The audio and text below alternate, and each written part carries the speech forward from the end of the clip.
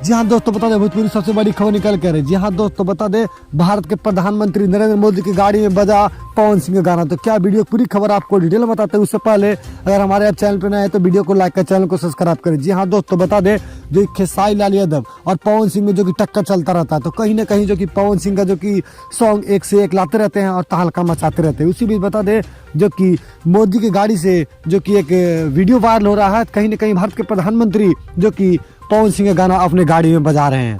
तो कहीं ना कहीं लाइव में पवन सिंह भी आकर अपना बता दिए हैं, खुश नजर आ रहे हैं। कहीं ना कहीं जो कि लाइव में पवन सिंह भी बताए हैं कि नहीं, मेरा गाना जो कि नरेंद्र मोदी तक भी सुनते हैं, भारत का हर एक आदमी सुनता है। तो कहीं ना कहीं एक से एक सिंगर जो कि इस पे ट्वीट भी कर रहे हैं और लाइव भी आ रहे हैं। वहीं पे खेसारी लाल यादव को सोच में पड़ चुके हैं, क्योंकि उनका गाना अभी तक प्रधानमंत्री नहीं सुने हैं, जबकि पवन सिंह के गाना लगातार जो कि एक से एक तहलका मचता रहता है। इनका गाना लंदन में भी चलता रहता है और पवन सिंह बता रहे हैं कि बहुत ही जल्द हम नरेंद्र मोदी से मिलेंगे और इनके साथ जो कि फोटो देखने को मिलेगा। तो चलिए मिलते हैं फिर अगले वीडियो में।